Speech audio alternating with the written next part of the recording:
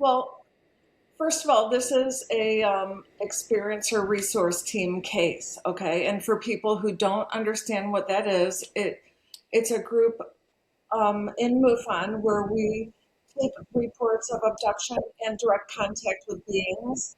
And Welcome to High Strangeness, where we ask questions and explore all that is strange and unexpected in our reality.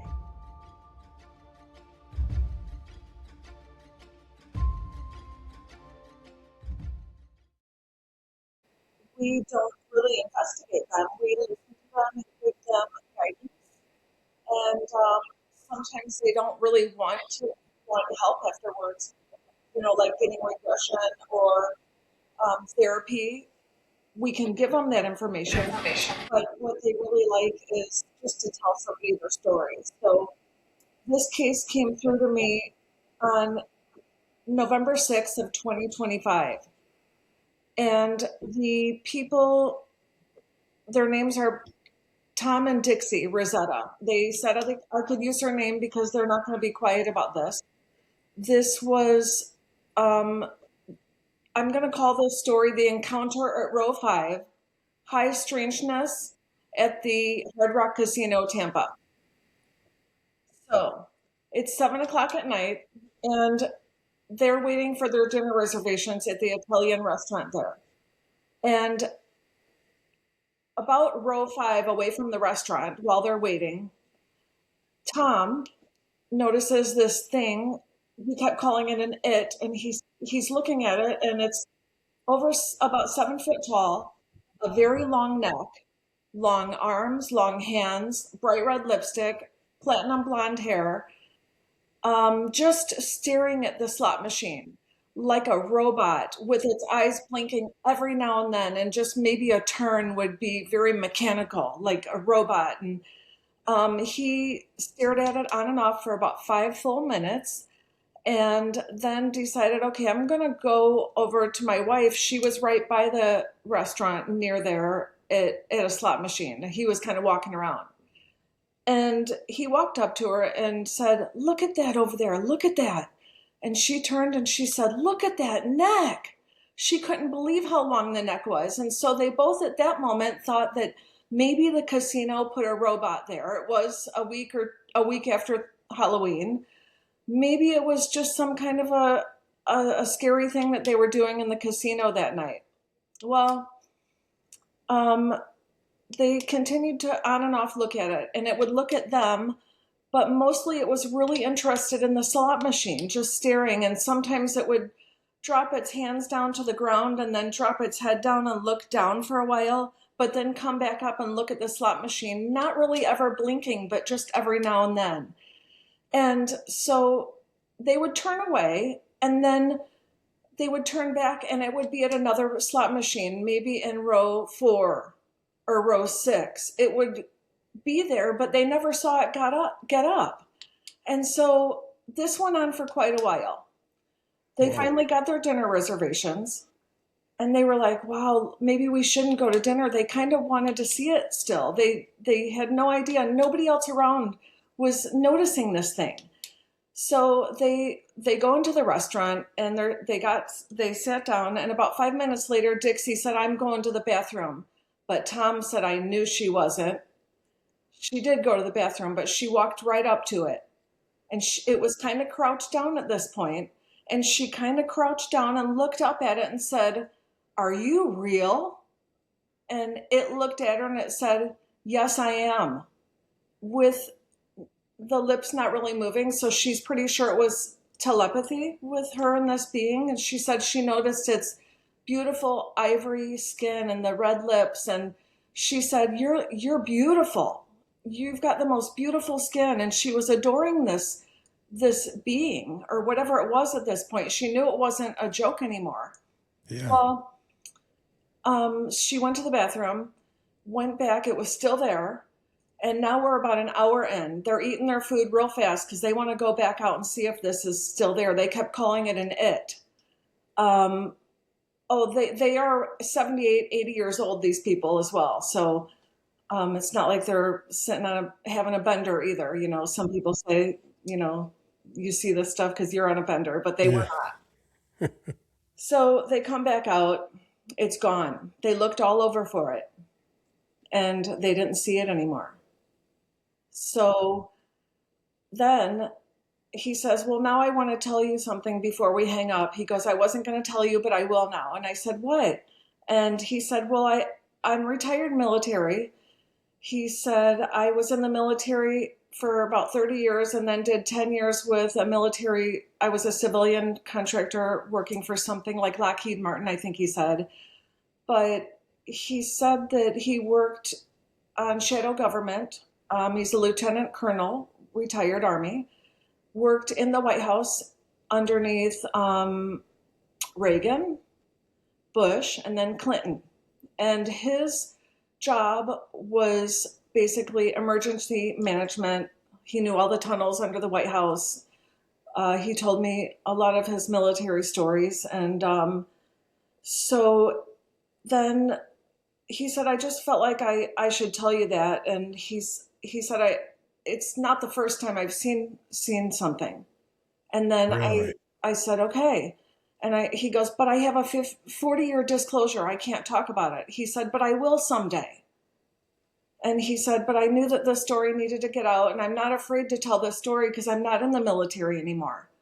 So that's really it with this story. It's just so interesting. I Here's love that. another twist, though. I have a friend that was the manager, head of security there about a year and a half ago that retired. I called him up. He knows that I'm very interested in this. And so he didn't laugh at me. But I said, is there any way that you could contact your friends that still work there in security? And he said he would, but of course nothing ever came of it.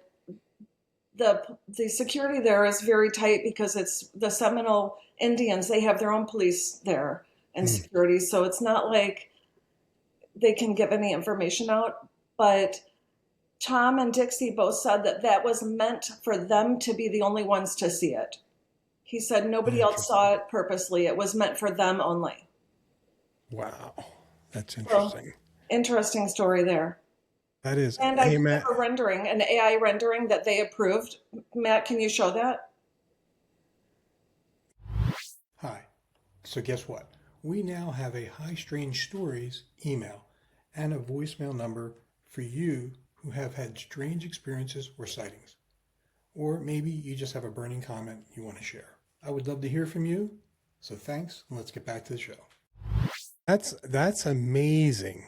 Yeah, That it's an is an amazing story. amazing story. It is because you get these things and you think, okay, that's enough to giggle about. But this was no joke.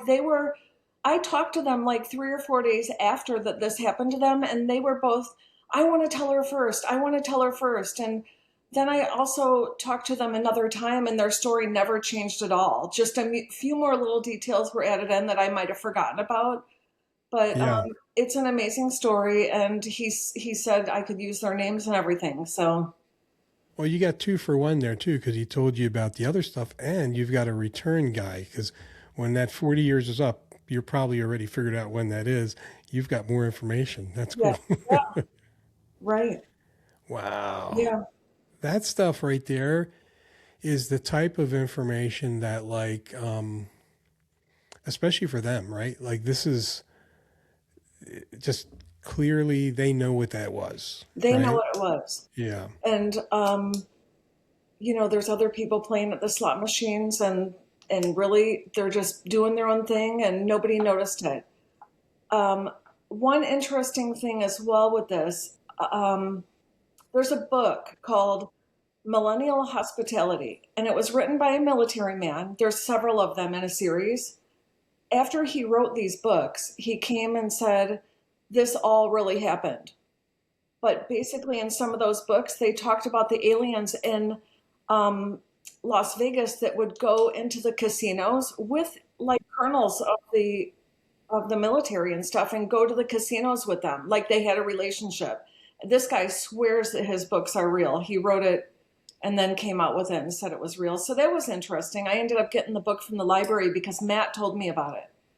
And I had no idea that aliens like casinos, but for some reason they do. Also, I went to the casino a few nights later, okay, after I talked to them. And that place was ridiculous. I've never been in a casino like that. I barely could find my way around in that place. I looked everywhere, went to where they were at. I wasn't so lucky. I did bring an EMF reader and pulled it out, and my husband said, Rusty, we're going to get kicked out of here. You can't have a machine like that in here.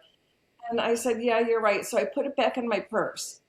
But also, I realized that the EMFs were going to really be pulling from those machines anyway, so it wouldn't have done any good. Yeah, that's true. Yeah. They probably thought you were using it to count cards or something crazy. Right. You're in there Probably. looking for aliens. So he Well, said, one thing by itself, just the personalities you find in some of these, some of these casinos, they're extreme anyway, and so probably there are things walking right among them, and people don't even realize it. don't realize it because all they want to do is spend their money in those stupid machines. Yeah. Sorry to you guys out there, but I'm not a better either, so I get it. Yeah, too frugal. yeah, So that millennial hospitality, that was Charles James Hall, and he also did Walking with the Tall Whites, I think. Yeah. So Okay. and there's a yeah, series of them. yeah, Wow. great. Yeah, Thank you for sharing that. That was pretty cool. That was pretty cool. yeah, that was a recent thing that happened. I was so happy to talk to those people. They were really a nice couple, and I really enjoyed talking with them. Yeah. And R- yeah, Rusty, I'm still traumatized by that AI generated photo of the yeah, being. right, yeah. Oh man. Dude, Right. Yeah. So jeez. this case I'm going to talk about next is pretty interesting. This was in Treasure Island, Florida, which is on the west coast by St. Pete Beach and over that way. It's a real nice area. This guy is a pest control guy, and he bought these new cameras, trail cams. And he went out to this guy's house and hung up these new cameras all over his house so he could see how the rats were getting into his attic. Set him up there, goes back, looks at him. He doesn't see anything, but one night he did. At about 7 o'clock at night, he sees on the cameras this thing shows up. It looks like the jellyfish UFO, sort of. It's got stems on it. It's weird, okay? And he's just looking at this thing, and it was in view from about 7. It was dusk when it showed up, and about 1 in the morning it disappeared. It was always there. I wonder if it was there because of the newer cameras and light spectrums. I've been reading a lot about this, about the filters and stuff, and the way our eyes can't see something, but some cameras can. As this was there, though, there was a helicopter rising. When you show the video, you'll see something coming up from the ground. It was a Pinellas County helicopter. It was a police officer coming up. And then coming from above was a meteor right near the object. So that was kind of strange. To me, it looked like a meteor. But just for hours on end, this thing was there, and you can see it moving sometimes, not moving around, but like the stems on it were like fingers almost moving and lighting up and changing colors. So he, right in the middle of our investigation, I was asking him questions and stuff and talking to him, and he decided he was no longer going to talk to MUFON because he heard bad stuff about MUFON. And I said, oh, okay. Well, he'd already given me all the information, but unfortunately I did have to close that case with insufficient information because he wouldn't finish the story. So I was able to have the videos. We have the case. I 100% believed him. He did start some kind of a YouTube channel and put them out there. And they are on YouTube somewhere. But it was a really, really weird case. Yeah. And I thought that it reminded me of the jellyfish UFO. It wasn't on any of the other nights when he videoed, and it was there for hours and just disappeared. What in the world is those jellyfish? I don't They're know. so bizarre, man. Yeah, Crazy. yeah. And I have one more case that doesn't have any videos, but it's an interesting case. This was in, I think it was November as well, and it was in Tampa this past November. It was over by USF College, which is very highly populated. There's a girl, she was probably, I think she said she was 25. She was on the balcony of her condo building at about midnight, and she came out and she saw a disc with lights on the bottom of it, a dome top, like the classic saucer, rising up from above the lake. There was a lake probably about half a mile from her building. And she saw it rise up, gliding very slowly. She watched it for about 2 minutes. She backed up slowly back into her condo so that she could grab her phone that she left. She came back out. She started recording. And in the sky, you can see some really weird flashes, but nothing where I would say, wow, this is something. But it was really weird how it was like little flashes of light. In the distance, you saw a helicopter take off from Advent Hospital, from their helipad. And she was recording and freaking out kind of on her phone, saying, oh my God, oh my God. She was really scared. So then the next day when I got the case, I decided to look at our MADAR data. Now, this is something that we haven't talked about yet. Have you heard of MADAR? I don't think so. Okay. Can you take a minute Real and quick talk about rundown. that? Yeah. MADAR is multiple anomaly detection, recording. I don't know the whole thing. Right. Fran Ridge, he's recently passed away. He was the founder of NICAP, right?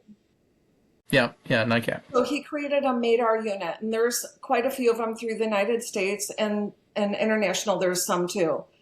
It's a little box that you plug into your modem, and it records scientific data such as barometric pressure, electromagnetic anomalies, and a Geiger counter, right, is on there if you want to put it on there.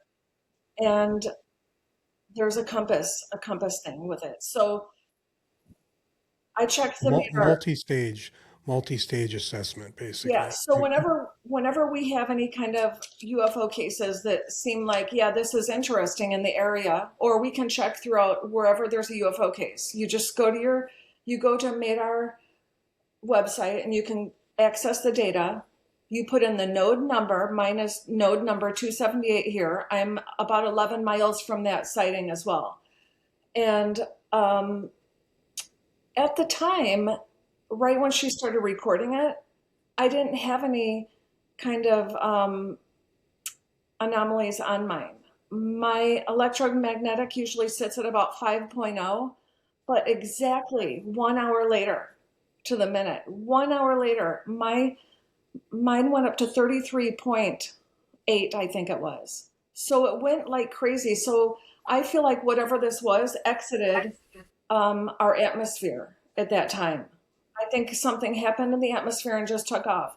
I've been through hours and hours of data reading for MADAR, and mine never goes that high. I'm telling you, it was really bizarre. Fran Ridge took it as one of his cases of interest. The only thing that we have a problem with was why didn't it trigger anything when she saw the sighting? I don't know, but it triggered something later, exactly 1 hour to the minute. Interesting. So, yeah. And Yeah.